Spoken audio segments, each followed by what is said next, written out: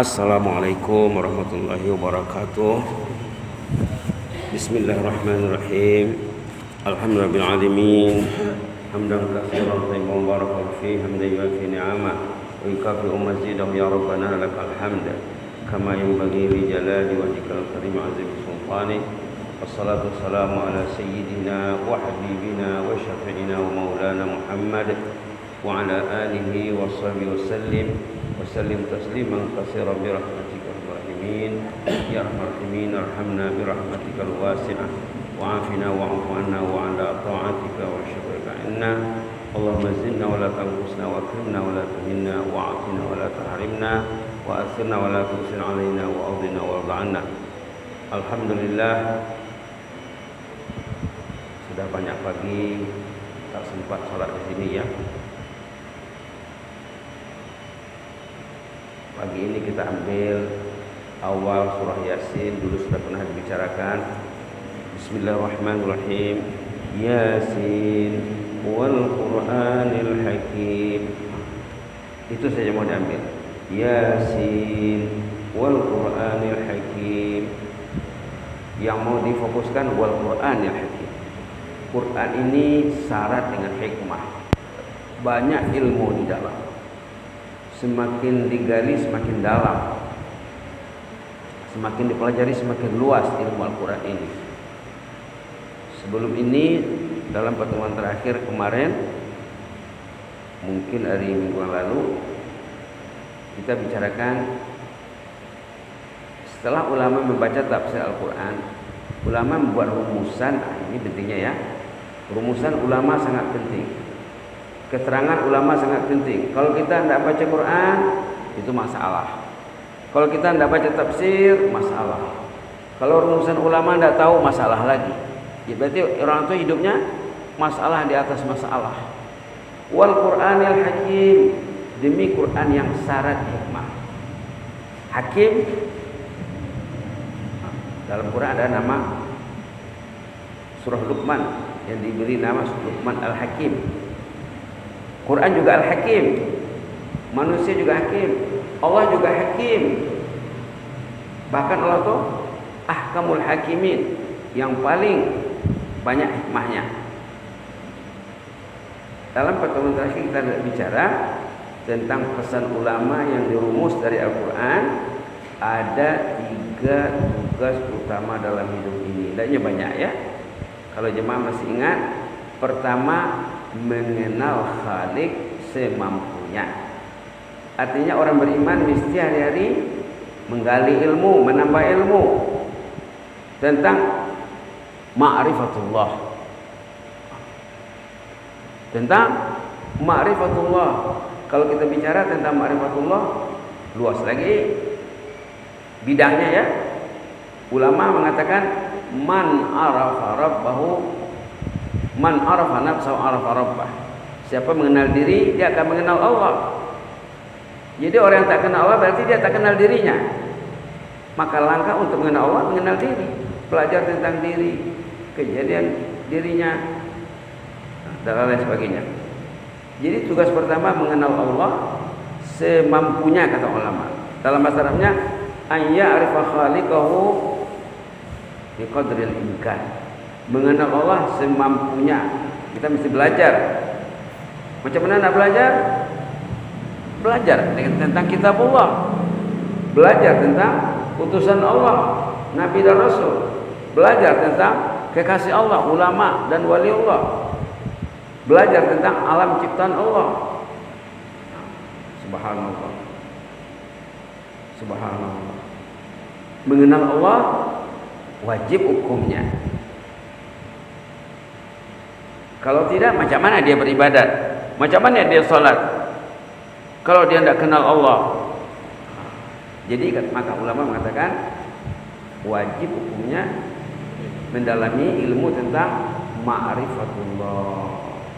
Subhanallah, subhanallah. Itu tugas pertama. Tugas kedua, kata ulama, mengetahui perkara yang berguna, yang tak berguna dalam hidup ini. Ma'rifatu ma yanfa'u wa ma yadurruh, bahasa Arabnya. Subhanallah. Kita dalam agenda seharian kita mesti tahu ada berapa perkara pokok yang asas, yang dasar yang mau kita target. Contohnya bapak-bapak ibu mau datang sholat subuh ke masjid, itu sangat baik sekali. Orang yang datang sebelum subuh ke masjid nilai usianya tinggi. Orang yang susah datang ke masjid nilai usianya rendah. Berinteraksi dengan kitabullah ini sangat bermanfaat. Membaca zikir, kemarin kita perkenalkan zikir pendek, subhanallah bihamdi, subhanallah bihamdi, subhanallah bihamdi. Itu juga yang disorot dalam Jumat pagi yang lalu di Masjid Agung Pasaman Barat. Mengetahui benda yang bermanfaat, perkara yang bermanfaat, kita kena belajar lagi ya. Kita mesti buat daftarnya. Perkara yang bermanfaat yang mau saya lakukan apa? Sholat tepat pada waktu, sholat berjemaah, sholat sunat, sholat rawatib, qabliyah, ba'diyah, dan lain-lain sebagainya. Kemudian perkara yang tidak bermanfaat. Zaman sekarang banyak sekali ya. Zaman sekarang banyak perkara yang tidak bermanfaat. Dan kalau orang itu sudah terbalik neraca pertimbangannya, yang elok dilihatnya tak elok, yang baik dilihatnya tak baik, yang tak baik dilihatnya baik. Ini kerja iblis. Kerja iblis. Banyak peringatan dalam Quran bahwa orang yang dipengaruhi iblis, dia melihat yang baik jadi tak baik, yang tak baik jadi baik. Ini kita akan belajar lagi.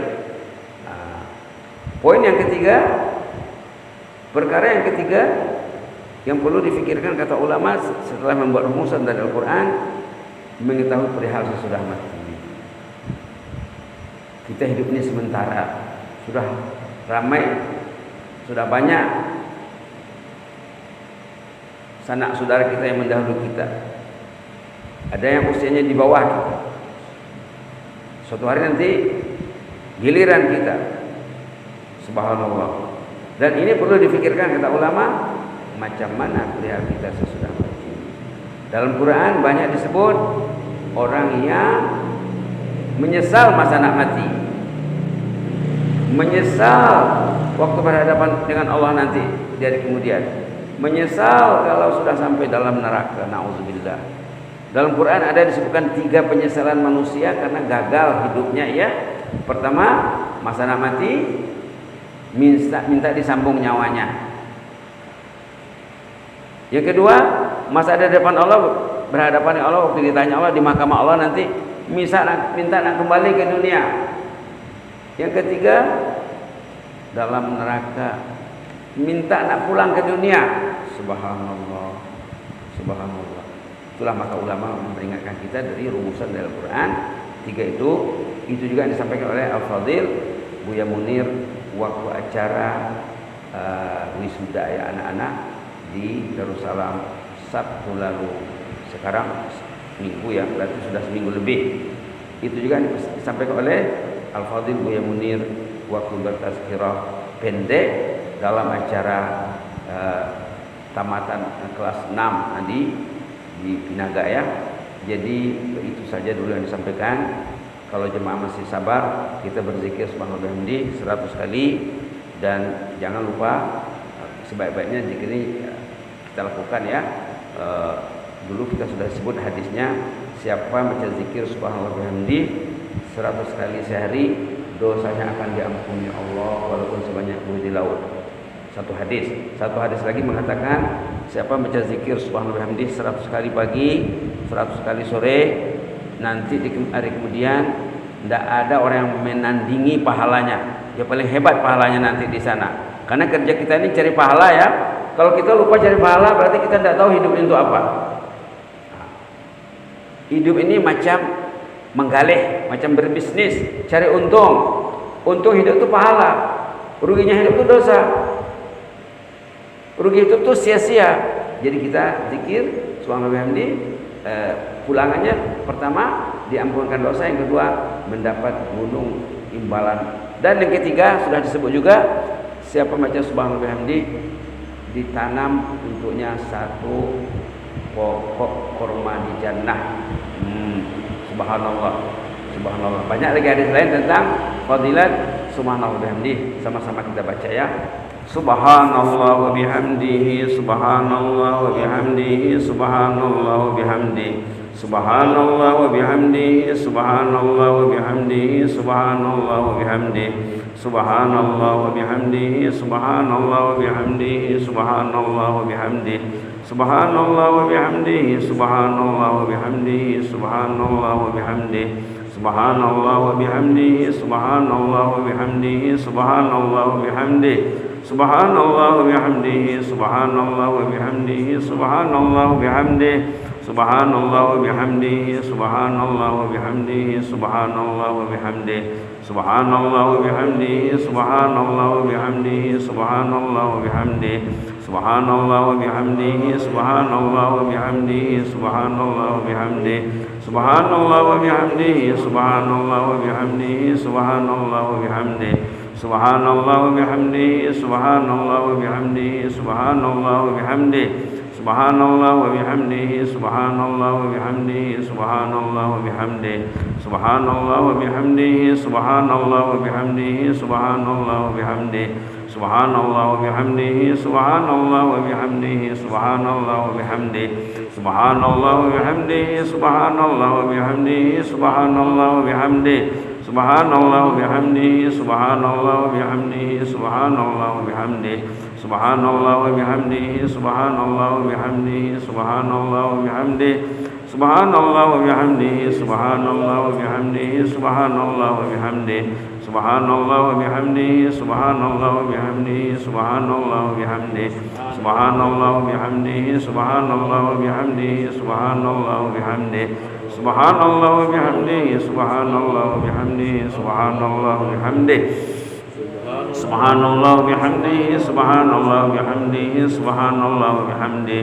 Subhanallah wa bihamdihi, subhanallah wa bihamdihi, subhanallah wa bihamdihi. Subhanallah wa bihamdihi, subhanallah wa bihamdihi, subhanallah wa bihamdihi. Subhanallah wa bihamdihi, subhanallah wa bihamdihi, subhanallah wa bihamdihi. Subhanallah wa bihamdihi, subhanallah wa bihamdihi, subhanallah wa bihamdihi. Subhanallah wa bihamdihi, subhanallah wa bihamdihi, subhanallah wa bihamdihi. Subhanallah wa bihamdihi, subhanallah wa bihamdihi, subhanallah wa bihamdihi. Subhanallah wa bihamdihi, subhanallah wa bihamdihi, subhanallah wa bihamdihi. Subhanallah wa bihamdihi, subhanallah wa bihamdihi, subhanallah wa bihamdihi. Subhanallah wa bihamdihi, subhanallah wa bihamdihi, subhanallah wa bihamdihi. Subhanallah bihamdihi, subhanallah bihamdihi, subhanallah bihamdihi. Subhanallah bihamdihi, subhanallahil azim bihamdihi. Begitulah ya. Jadi kita jadikan amalan kita amalan ringan. Kita sudah sebut kita perlu waktu dalam 2 menit. Kalau kita baca agak cepat sedikit, dan mungkin 3 menit, 4 menit, 5 menit, paling lama 6 menit kalau dibaca pelan-pelan, slowly. Mudah-mudahan jadi amalan kita agar dosa kita hanyut. Apa tandanya dosa itu hanyut? Ringan berbuat taat. Kata ulama, tanda dosanya sudah diampuni Allah, semakin bergairah berminat melakukan ketaatan kepada Allah Subhanahu wa taala. Jazakumullahu khairan, barakallahu fikum. Inni uhibbukum fillah. Allahumma zidna wa la tanqusna wa akrimna wa la tuhinna wa a'tina wa la tahrimna wa athirna wa la tusir alaina wa adina wa radana ya yakrim rahmatika nastaghis. Aslih lana sya'nana kullahu wa la takilna ila anfusina tarfata 'ain. Subhana rabbika rabbil izzati amma yasifun wa salamun alal mursalin. Alhamdulillahil alamin. Wassalamu alaikum warahmatullahi wabarakatuh.